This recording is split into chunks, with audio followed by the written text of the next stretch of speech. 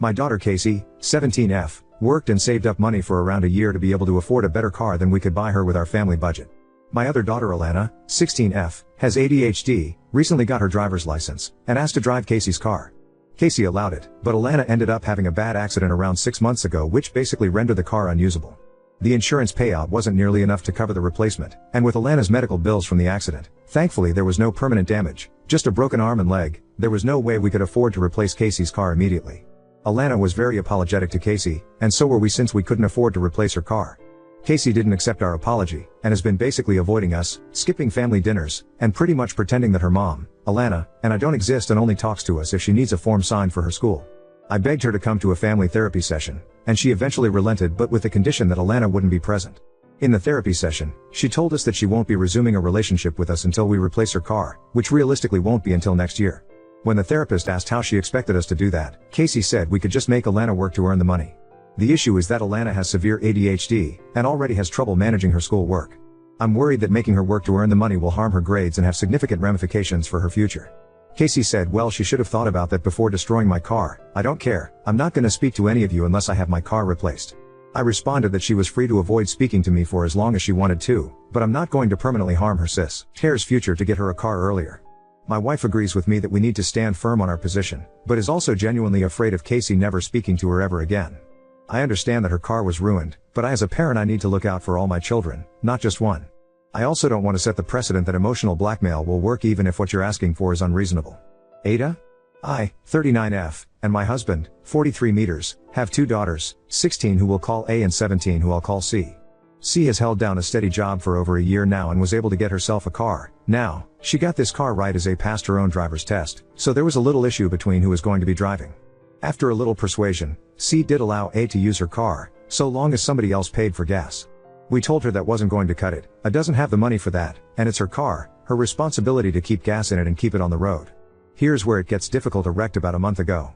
Luckily, she was fine aside from a broken wrist and a mild concussion, but C was fuming the entire time, and seemed to have this expectation that we would be replacing her car. Her and my husband got into it, and she threw her arms up like a child and just stopped speaking to us. We coaxed her into going to family therapy with us, though it wasn't productive, as she and the therapist agreed that it'd be best to maintain the reduced contact until she's paid back. Here's the problem. That car was $15 grand, she saved up every penny for a year for that car. She'd ask us about twice a week if we changed our mind, and obviously the answer was no, but that was the only thing she'd say to us. It didn't seem to bother my husband and he kept saying she'll get over it, until last week, she packed some things and had my mother come and get her. She's been staying at her grandmother's for a little over a week now, and she gave me a good earful, whatever CT. Old he worked, because earlier today, my husband and I were informed we had 30 days to replace the car in full or she was taking us to court. I think my husband is admirable in wanting to stand his ground, but the way I'm looking at it, we have 2 options. And I am sick of my daughter not talking to me because of shit that is not my fault. A has been a wreck, she's already battling severe ADHD, and now she's shaking at the thought of having to appear in court. So I sat them both down, and said we have 2 options. We can suck it up, pay $15,000 and have our daughter and sister back, and A will just have to buck up and work. Or, we can let my dad sue my husband and I on C's behalf, and almost certainly lose. We spoke to 4 different firms, and all 4 echoed similar sentiment, that it would probably cost us close to triple in the end to bring it to court and fight it there. So that's when I told my husband that I am not going $30 grand further into debt for him to hold the pettiest grudge. He's saying that I'm being manipulative by holding this whole situation over his and A's heads. I'm not saying it's not part my fault. All I said was that no matter what, at the end of the day, we owe C and he needs to just accept that. We can afford $15,000 to replace the car, but if we have to dish out double that, just to lose in court anyway, I'm divorcing him before he makes that mistake. In either case, I'm done not supporting both of my daughters. We've tried reasoning with C and it has resulted in nothing. We lost this one. Ida for trying to get my husband to accept it? I feel I may be, just for how long I was being a passenger, no pun intended, in the situation, and for threatening my husband with divorce. I don't think we did anything that wrong, but I'm willing to admit when we made some mistakes and we have to make up for it somehow. Update 1. It's been a few weeks since I last updated, and I want to start out by addressing a few things that opened my eyes a little bit in regards to this situation. The first thing being, my husband's post, which came well before my own. He and I fought over that. I truthfully didn't love that he used real names. However, when I found out he posted, for the sake of transparency, I used real names as well. But, with that being said, I went through with the difficult decision to serve him divorce papers. To really abbreviate things, I went to therapy as lots of you suggested, and I was assessed with a diagnosis for an obsessive-compulsive disorder in my second session, and in my third session, we discussed the whole car situation, and my personal therapist explained it to me in a way that made it hard to not feel awful for Case.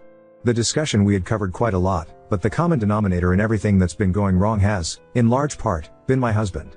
He's the reason Casey shared her car, he's the reason Alana got hurt driving on her own, and he's the reason we're set for court in barely a week and still don't have an attorney. And me. I don't know what I've been doing, but it hasn't been being a mother, if I'm honest.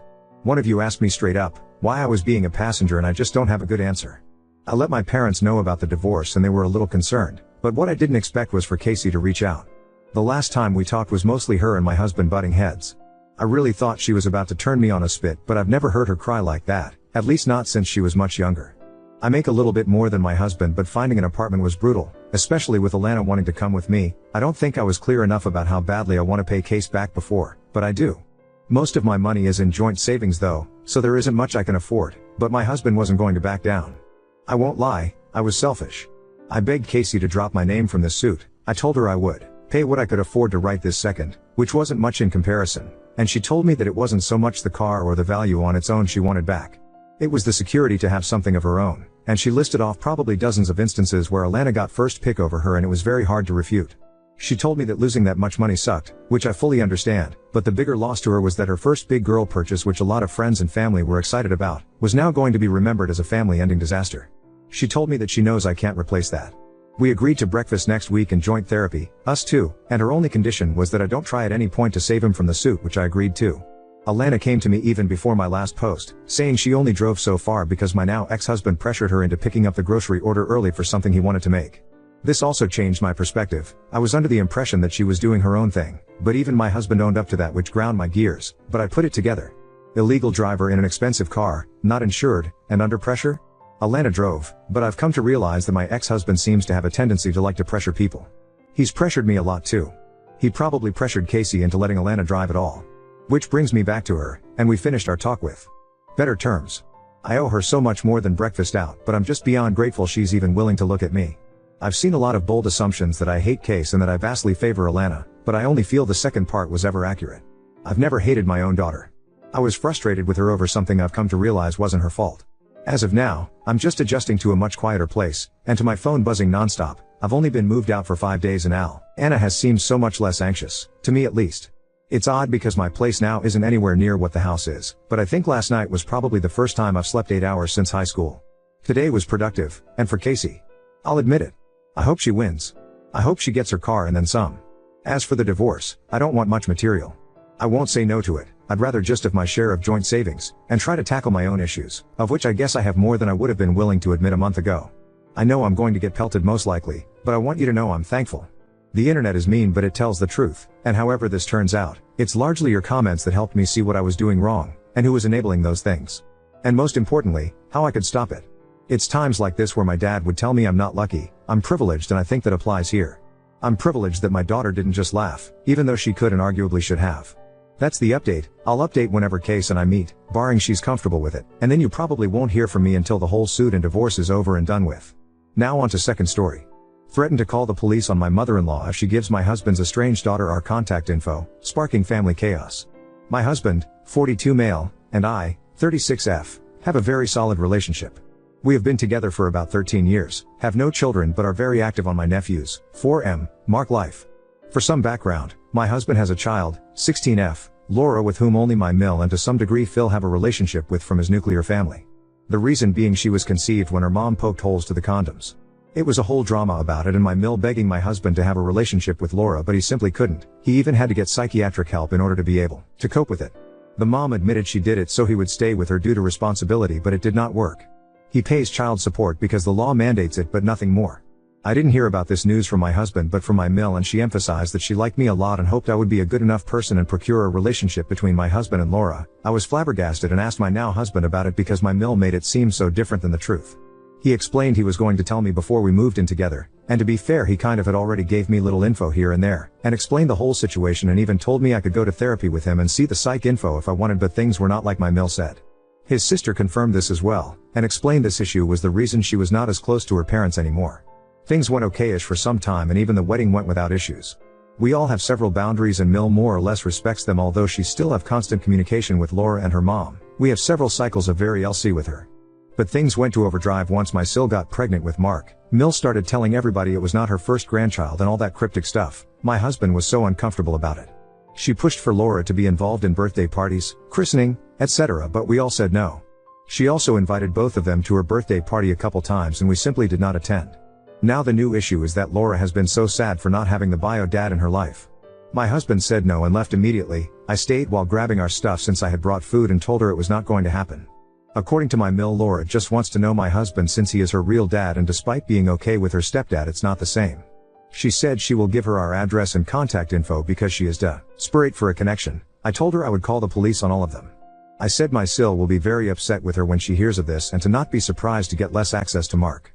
Mill called my husband cruel and me a bad person for encouraging his cruelty towards an innocent child. I told her I understand Laura is innocent, but she most likely would not be asking the same if it was a woman who conceived in the same circumstances. Update 1.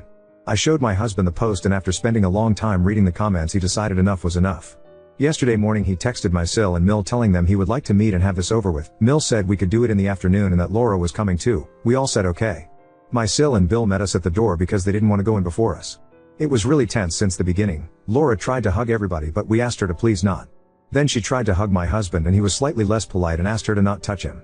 My Mill was very cheerful somehow and my Phil was just offering everybody drinks and snacks. He was like living in his own reality.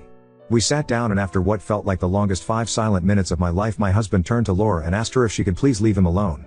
Laura responded that he was her dad and she will need his support when she goes to uni since she was planning to move to our city and it was very expensive and hard to find a place. She said she knew he owned his own place and that he clearly has money to spare, so she was wondering if he would help her out.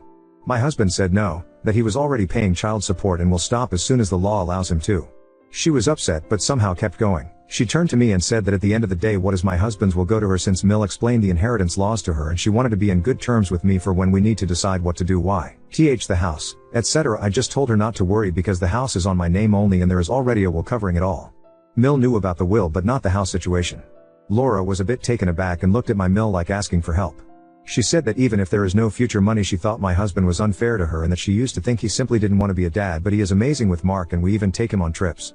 My Sil asked her point blank if she knew how she was conceived and she does. Laura knows everything and says that while it was not the nicest way, her mom wanted her so badly that made it happen. She said Sil should understand because she has her cousin and she would love a relationship with him. My Sil was seething and Bill told Laura he will literally call the cops if she tries to get near Mark. She started crying saying that she wanted her family to love her and be as awesome as everybody is with Mark and that it is not her fault and her mom is not a bad person, she just wanted a family, and my husband denied them that. My husband said that it was the lying and the deception that cost the relationship, not him, that if there was an honest mistake things would have been different. He told her he will never be her dad and she needs therapy. He said that she could get a job instead of expecting him to pay for her life in the long term and that he is not willing to have contact after today. Mill started begging both her kids not to go and maybe do family therapy. They both said they are going NC with her and Phil is on thin ice. Mill is blocked everywhere. I guess this is it.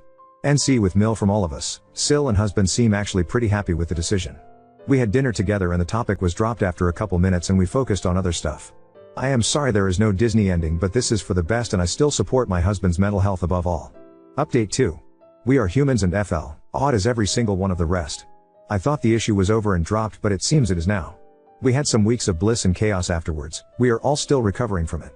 Now to what happened to explode our life again, and please keep in mind it brings me no joy. My nephew Mark turned 5 weeks after my last update. After so many messages from my Mill and Phil, my Sil decided to let them attend but told Mill she was not to bother me or my husband. My Mill didn't approach us once but kept staring at us and we decided to ignore her. The issue was that I kept holding my pumped stomach and my husband kept being goofy about it. I am not pregnant. I have several intolerances to delicious yummy things that make me bloated, but I misbehave and eat sometimes.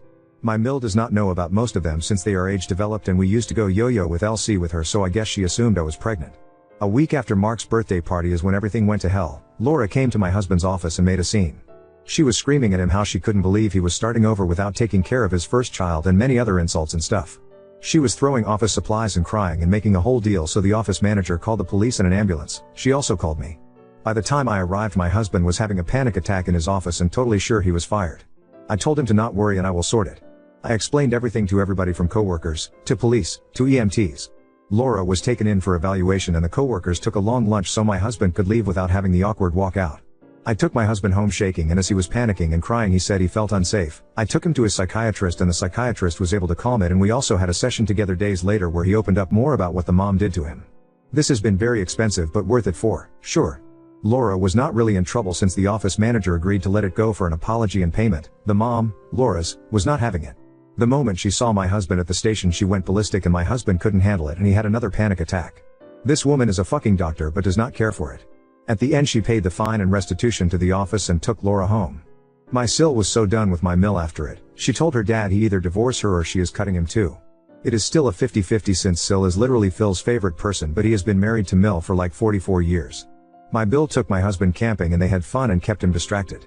He has been mainly on sick leave since the incident. He is a manager, so he would come 1 day a week and then get the rest of the week covered so he can recover. This was suggested by his bosses. Hey, all feel like they should have protected their employees better. My Sil, husband, Bill, and I had a disagreement due to Laura's expenses. I suggested to just get her a block payment and requesting she should get therapy, but all of them say she should get nothing. I said I would be willing to pay for it, but after the new revelations on my husband's relationship with the mom, my Sil is even more up on arms against helping them more than we should. I do feel bad for Laura, I do. And I know the rest, husband, Sil, Bill, used to a little. Now, there is no way in heaven to make them help her. The last nice thing my husband did was convincing his bosses to not charge Laura and paying for the monitor she broke. Since his leave, my husband spends a lot of his afternoons with Mark, my Sil and Bill, and leading the charge on getting Laura to accept a bulk payment and therapy but don't want her in their life. Mill and Phil and estranged so far, and my husband goes to therapy once a week and slowly recovering. And before it starts, yes, we know Laura is a victim of her mom, but does it give her a right to re-traumatize my husband? I still stand with my husband and probably will be called the worst of the worst, but some advice was very good the first few times, so that's why I came back.